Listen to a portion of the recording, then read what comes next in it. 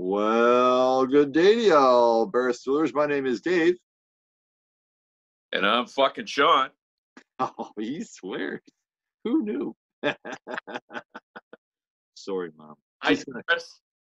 You know what? We're going to lose somebody off our membership now because of your potty mouth. That's horrible. Hey, y'all. We are Barstools and Bandtalk. The complete maritime music bucket list. And other things. You know, we're involved in so much shit now. Truth be told, my cup is empty right now. I have to apologize. Mine's full of vodka. But you know what? We got mugs, so we're ahead of the game. And they're for sale. And that little swearing piece there, that was just a little side joke. Doris, I take it back. I'll wash my mouth out with soap as soon as I'm done this segment here, because you know, Dave is the upbeat fan guy who swears his face off, and I'm the cranky guy that doesn't. So we don't want to break regime and whatever. We don't want to mess with anybody's feng shui here. We want to keep it real. Feng shui, keep it real. So we got an exciting night tonight. I guess I'll jump right in there. I heard about this gentleman from a friend of mine. He said, you got to check out this band called the New Millennials. And again, Sean and I aren't just here to spout out our expertise because, you know, we know some stuff, but we want to be educated too. And we want to share some new stuff with you. So to us, the new generation of musicians and what they're doing is exciting. And it's what keeps our industry growing. So tonight we have a special guest. He plays in a band called the New Millennials. We talked to him a little bit off air, and he's got another kind of cool project on the go. We'll talk about that, a web series. So we have lots of stuff to talk about. Go ahead, Sean, you can introduce him. Well, we got our buddy Riley here, and Riley, again, we had a neat little touch point in that a friend of Dave and mine has a family member that's playing in the band, and we had no idea until we had said we were going to have Riley on, and Scott chimed in and said, "Oh, Dinah plays in that band, so we don't want to embarrass her because she knows who her dad is and whatever." But anyway, so we're going to bring Riley on right now, guys. Hey, how are you, brother? Good, man. How are you? We're doing great, thanks. Doing great. Thanks for having me. Oh, listen, it's our pleasure. I'm one tonight, Dave. You can be two. How does that sound? That's an inside joke, Riley. So just want to get started here. So I've been hearing a little bit more about you guys since we made the connection, and obviously know somebody that plays in your band. Give us a sense of, you know, where bands such as yours who are playing their own stuff and, you know, trying to carve out that niche. Where around town are the hot spots for you guys to play, for anybody that doesn't know? Well, geez, I feel like every couple months there's less and less because we used to really like the Company House, and then some unfortunate circumstances they had to shut down. And then, you know, we moved to our new place being the Timber Lounge. We really like the Timber Lounge, and then they had some issues with live music. And I mean, we liked High Life. That was a social club on Spring Garden, and they shut down in the past year. And now Men's and Molly's is gone. So, I mean, there's still quite a few venues there, but I don't know. Hot spots, I guess, like the Seahorse is pretty banging, and there's always Gus's Pub and stuff, but even Men's and Molly's closed down in the last month, and then Rock Bottom, I just heard maybe last week they're done. Oh. Yeah, I mean, a lot, unfortunately, and I mean, you know, don't want to get on my soapbox high horse, but I mean, been in the music business a while, and you know, it's always the one that everybody goes, you know what, it'll survive. It's over there. It'll figure it. And for everything that is thrown at it, it always does seem to come back. But you just have to go like, why is there so much adversity that this industry has to face? Why can't somebody help it out? Why can't, you know, it's always the musicians that are expected to carry the load. Mm-hmm. And, you know, when I heard about Men's and Molly's, that to me was just like, crap. Like, you know, it is a venue for bands that, you know, that's not going to be there anymore. It's so disappointing. Yeah, it was a nice place. There was 3 rooms, so you could always have something was going on at all times.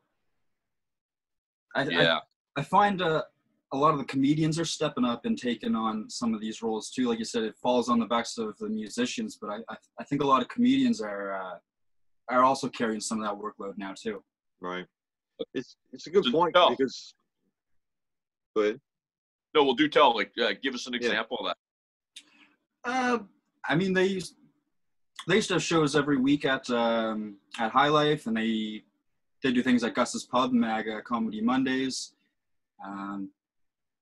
The company house used to be a really good spot for it, and again, they're just another victim of closures.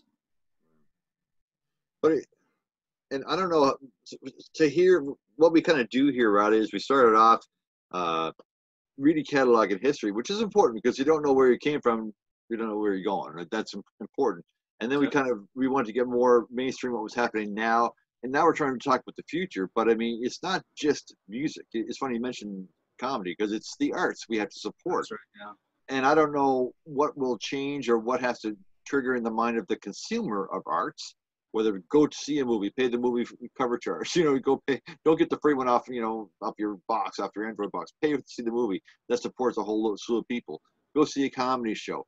Go out and support live music. Go out and buy, the tune on iTunes. Don't just try to download it for free. I don't know what the answer is, but how are you finding it? You're the future of this live music. So, like, how are you going to try to get remuneration for what you do?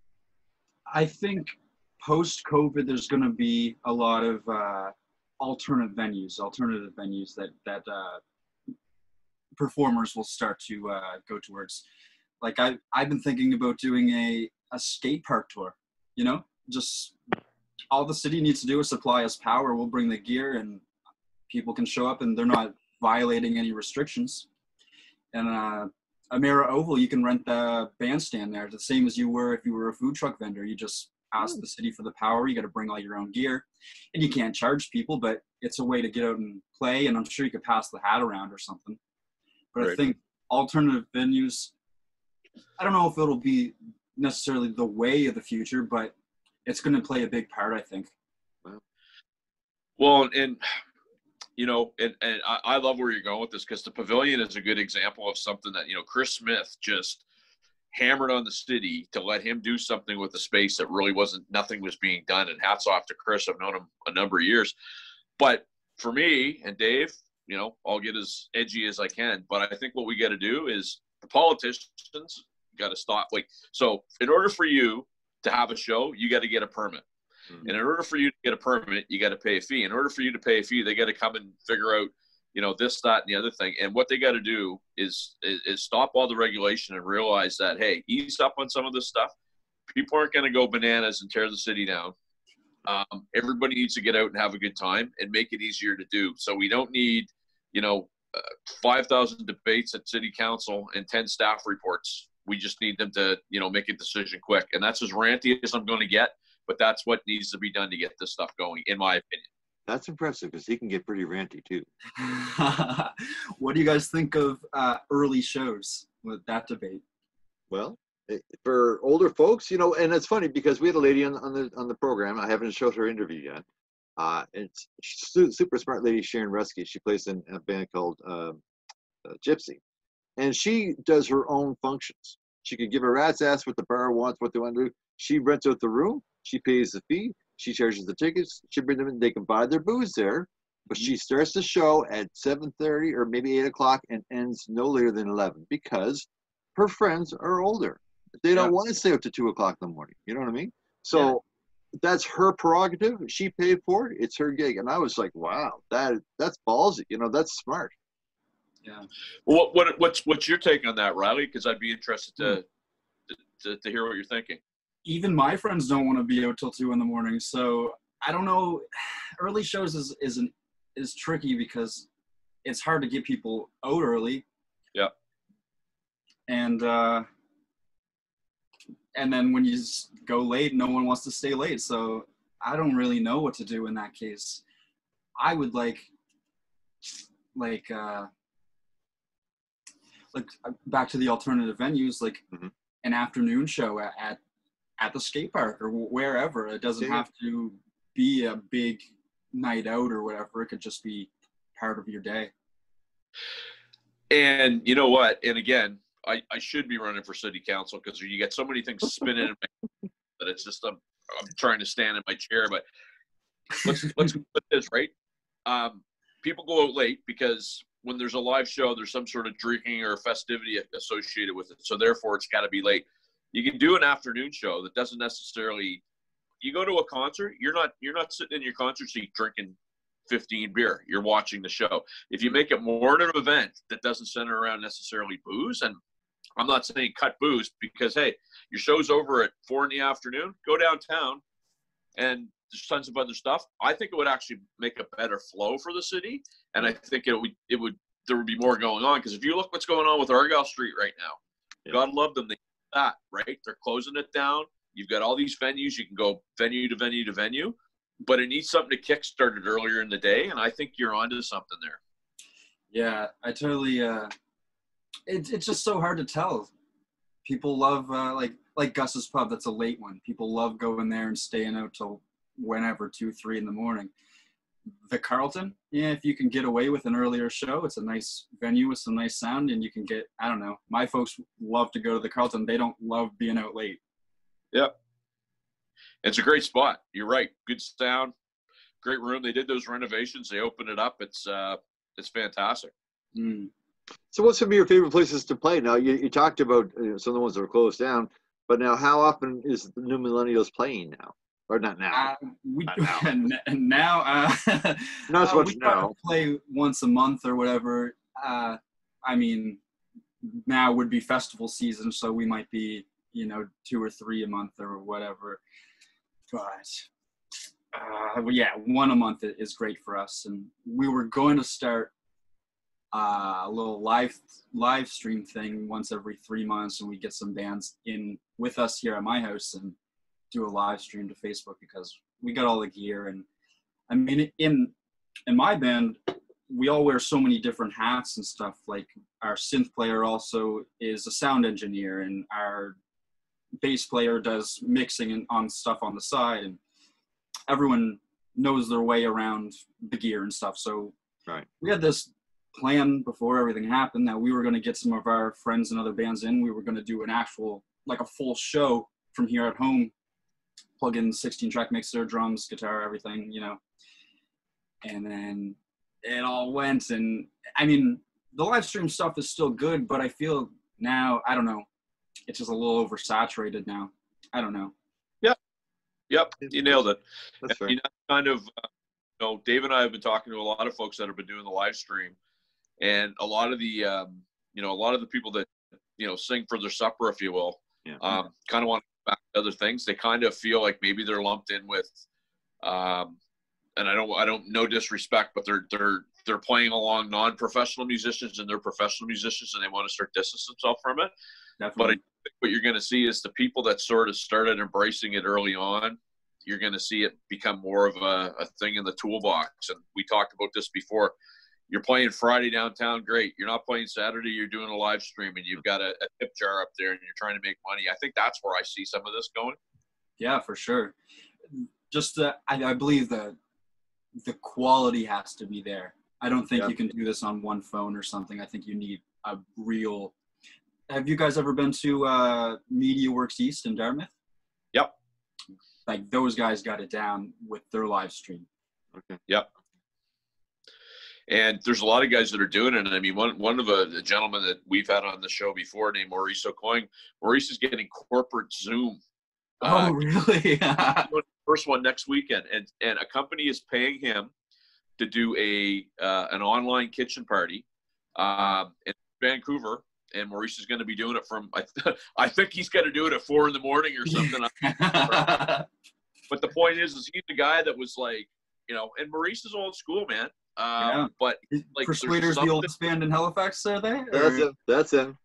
Yeah. 32 years now. 32 years, I think, for the Persuaders. Yeah. Yeah. He's like he realized there was something there. He didn't know what it was at first, but he got it. And I think that the people that embrace it, right, they're going to get something out of it. Definitely. Well, if you don't mind me asking, how old are you? I'm 23. 23. So, what are your friends, your peers doing now? Because I mean, you're right. I mean, for Sean and I, that was the thing. there wasn't the same regimented drinking and driving laws. I don't know how many times I drove home and the only thing woke me up was the side of the road. That's not cool. Don't do that anymore. But that's kind of the way it was back then. It was bad, but it wasn't, illegal bad.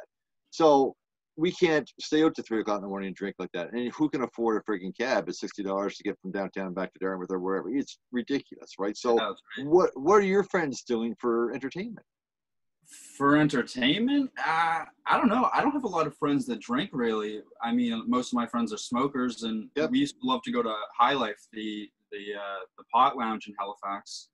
Like I said, that closed too, which had a nice stage, and it was a small stage, but it was nice, and it fit the band, and we could bring a lot of our friends there. Other than that, my friends don't go to bars. Okay. Well, and it's there's definitely a culture shift. I know. Is that the one that was on Spring Garden Road? Yeah, it was. Yeah. So that closed down. Last September. Wow. Crap. Because I know my son does. He's into hip hop and stuff, and he played there a couple times. And I know he did Men's and Molly's. He did a show there, and the one across the street, the little Bus Stop Theater. There you go. Which I also think is having some problems and might be on the verge of shutting down. Well, you know what? I went there the night that they played, and the thing that I really enjoyed, you had some hip hop guys. You had this girl that sang up, did a bunch of folk tunes. You had an acoustic thing. You had a rock thing, and it was just like everybody stayed. Everybody enjoyed it. Yeah. Everybody was supportive. And truthfully, I'm not used to seeing that because I come from the old sluggo. I'm going to go into the bar and you suck, and I'm going to tell you suck, and I'm going to get up. That's the way we grew up, right? So I was loving what I'm seeing here in the scene, and to me, it's very disappointing to hear that some of these places are falling by the wayside. And another thing about the Bus Stop Theater is I believe you could do the all ages show, but still have the bar there. Right. Okay. So cool. It's just opportunity for everyone in that place. Right. I love the fact that your generation has such mutual respect, you know what I mean? And we talk about a community, and we're kind of building a community. It wasn't always that way. Sean's right. I mean, there was some negative vibes, back in our day. There was, and it was you're all friends, but you weren't really friends. You guys are buddies. It's awesome, and we're, as we get into our 50s and 60s and 70s, whatever, I mean, we're growing that community back again. And I think it's really important that as a culture, as an entertainment culture, that we try to do something positive for the city, maybe started here. Who knows where it'll go, but started here. Yeah. Good for you. And it's nice to, I guess, integrate the younger generation with you guys. Because like you were saying earlier, if you don't know where you've been, you don't know where you're going. That's the history part of it. That's important. Halifax has a huge history. Yeah, absolutely. Yeah. And something that's very cool. So on Saturday, I stopped into Alter Egos there to grab something, and I look down the street, and there's Darren Piper, Ghetto Sox, who we've had on the show, and and my first thought was, man, I live in suburbia Dartmouth with the car in the garage and the 3.2 cars in the driveway, and I got to mow my lawn, and I'm going, I miss that cultural side of the business of where you can go and just see somebody play or walk down the street and hang out. And that is something that is starting to pick up again in Halifax. I'm definitely noticing. Yeah. I mean, we've shared the stage with EDM DJs and rappers and everything. So I don't think that even genres matter. Well, I shouldn't say genre doesn't matter, but genres loosened up a lot more. For sure. So your music now that you guys do, I heard a couple of tunes. There's a pretty big festival you guys are doing. It was a big stage. I'm not sure exactly where it was. Probably Blue Beach. Oh, okay, cool. What would you like in your music to be? I don't know if the rest of the band would say this, but I say that if Bare Naked Ladies wrote songs for July Talk. Oh, that's interesting. Well, and it's funny because the Bare Naked Ladies basically started out as a little busking group that had a couple of good singers, and they became what they were. And there's something to be said for that, stripped down, sort of left of center, neat, gitchy sort of stuff that I think that's a great analogy. Thank you. Yeah. And I also love those guys and just their humor and stuff. We try and, I wouldn't say emulate it, but just have as much fun as those guys did. Yeah, I think they meant it. You know, when they were doing it, when they were all in, I think they were all in. That's kind of cool. Definitely. Listen, the other thing that we talked about earlier too, which I think is fascinating because you're a pretty cool kid. Tell me about this web series. Yeah, so the web series is a cannabis cooking show called Da Kitchen Couch. And we show the viewers how to make, whether it's can of butter or can of milk, whatever, we can do all kinds of different things with it. And then the recipe that they can make afterwards, we give them a recipe that they can make and kind of review what we just made. I mean, I sent you 2 pilot episodes that are only available with those links, but our first episode comes out Sunday. Okay. So we're excited to be on YouTube, Facebook, Instagram. And, yeah, we got some friends that are supporting us. Some companies, one from Ontario and one from BC. That's fantastic. The fact that I want to ask a question. So the fact that I had a can of mini ravioli last night for supper doesn't count, I guess, eh? Yeah, not well. Would you put anything in it? You put anything special in it? Sorry. I'm sorry, Sean. It's like, it's been a long day. I'm thinking can of this, can of that, can of mini ravioli. Yeah. Every episode we have one embarrassing question that usually comes from Dave. So anyway, so it's interesting that you brought, you had the fortitude to bring some partners into the mix. How'd that come about? Because obviously, everybody's kind of pining for that thing, but people are particular with their money, where they spend it. How did you guys land that? Me and my co-creator, we started a production house we called Hello City Studios. That's a shout out to Bare Naked Ladies as well. It is. And funny enough, that song's oh, we know. Yeah. We know. We were at that show. Yeah. Oh, were you really? Yeah. Oh, yeah, my goodness. They weren't big fans of Halifax, those fellas. They weren't big fans. Yeah. Yeah. But so we made 2 pilot episodes, and we sent those off to really whoever we could find, dispensaries that shipped across Canada and local places, whatever. And we just started getting messages and people wanting to come aboard. And at that point, we kind of pick and choose, like, you guys sound good, you guys would work well with us. And it just rolls from there. So go ahead, Sean. Well, no, it's, I was just going to say, this new age of social media, because we always talk about, when we were learning to play, you had to rewind the tape or whatever. And now you see these 7-year-old kids that are virtuosos. But it sounded to me like the social media genre is helping you guys as well for this pilot thing. Because, it's a way to get it out there, right? Yeah. That's right, yeah. And we're not that great at social media by any means.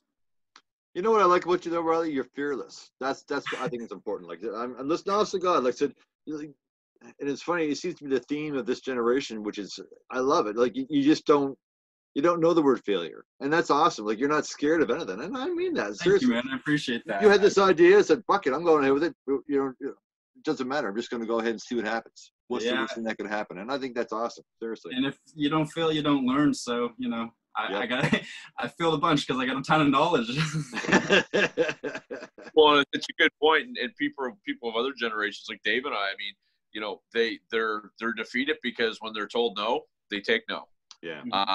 They're kicked, they stay down. And for me, it's refreshing to see somebody like yourself because, I remember being your age and I remember going like shit's happening and you're getting frustrated and, and you're getting disappointed. But, it's the guys that keep getting back up.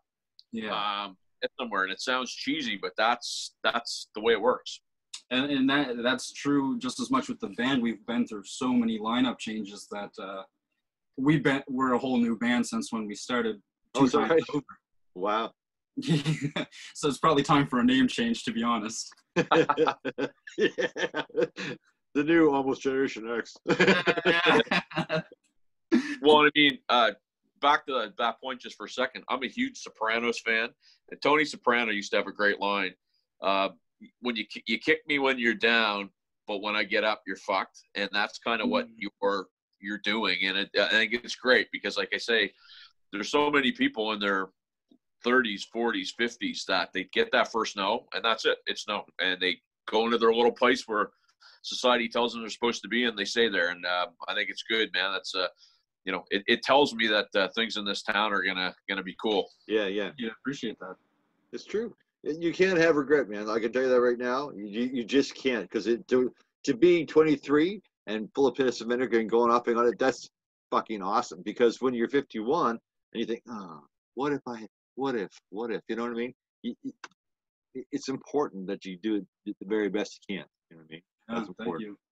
Yeah. Back to that, our production house, Hello City Studios. We've been doing music videos for like hip hop artists and stuff around Dartmouth and stuff. So, I mean, if anyone's listening and they want a music video, we can certainly talk. Well, you know what? I can connect you with, my friend.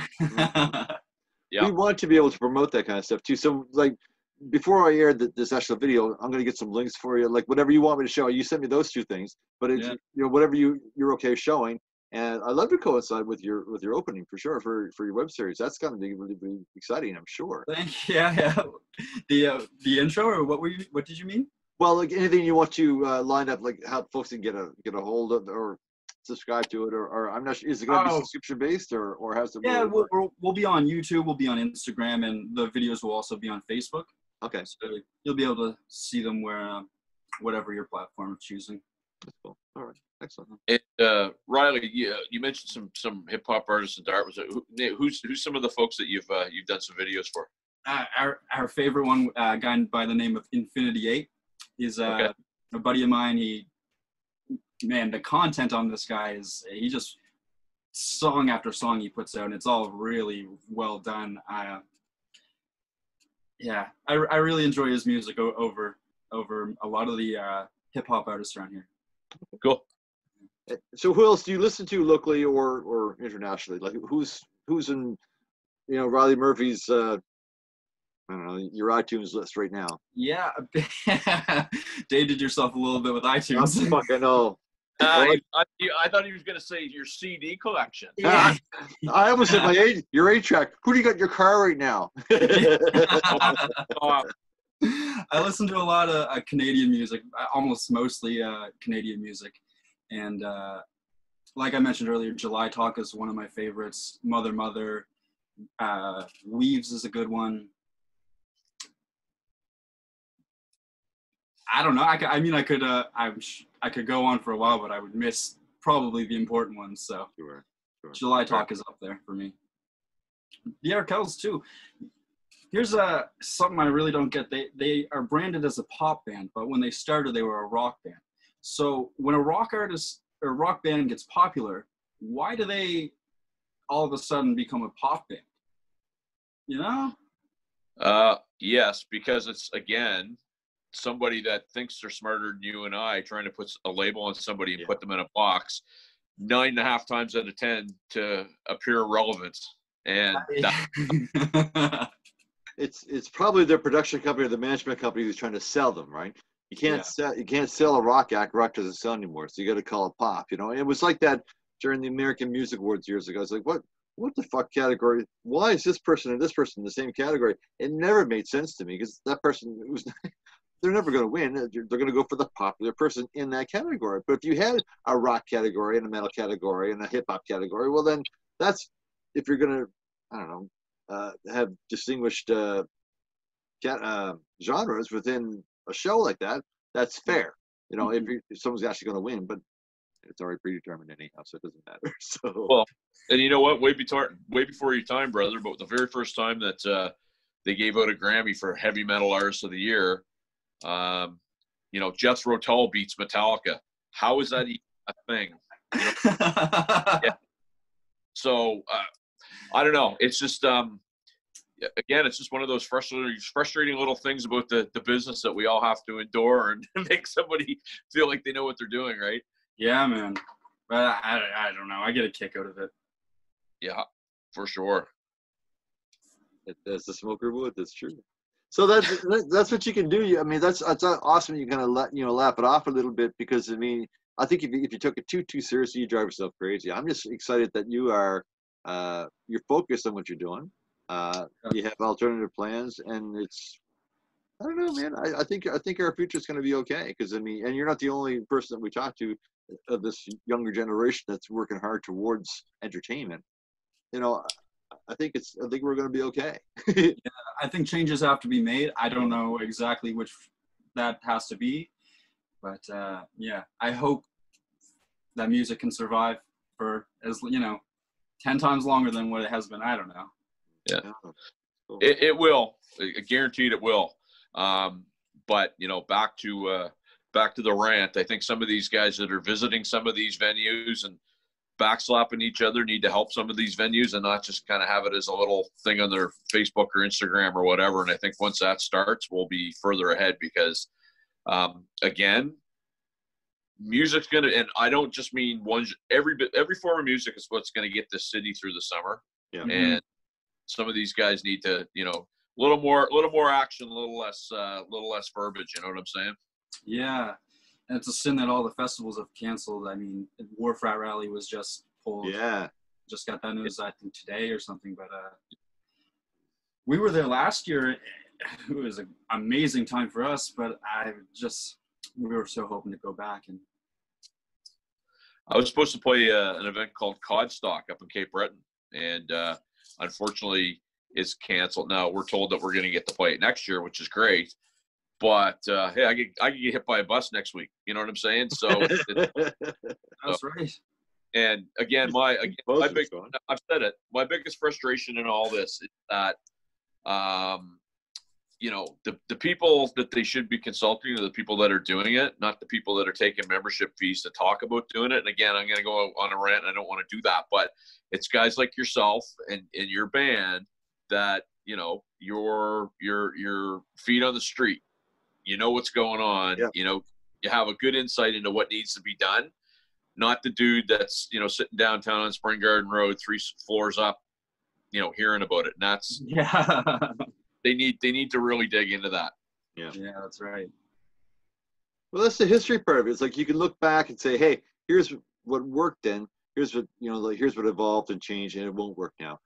I like what you said. The alternative venues is that's a smart move, because guess what? Yeah. The cabarets that we cherish so much closing at 3:30. When we were playing there, we weren't getting home until 5:30. Who in the name of fuck wants to do that now? Nobody, right? Yeah. You just don't, right? So maybe an afternoon gig in an outside venue, that sounds cool to me. That sounds kind of neat, Even a research of the house shows. I don't know. I mean, yeah, my backyard's big enough for for a crowd, so I might set up there.